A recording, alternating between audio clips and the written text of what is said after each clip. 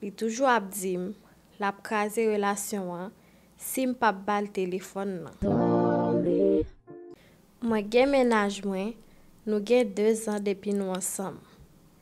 Depi le nou te fe kreme, nou te alez.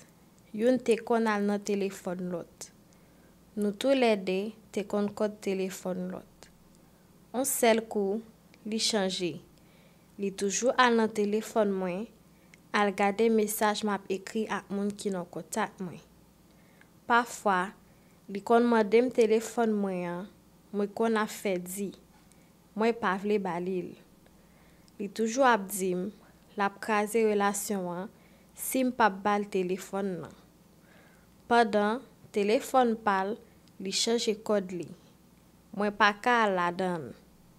Chak le, mwen ta eseye mande li, li toujou pase m nan rizib, jis pou l pa ban mwen. Mwen kon chita m ap reflechi. Pou ki sa li pa vle mal nan telefon ni, padan li toujou ap dim li pap tropem se sel mwen menm li genyen. Topri, ban myo konsey.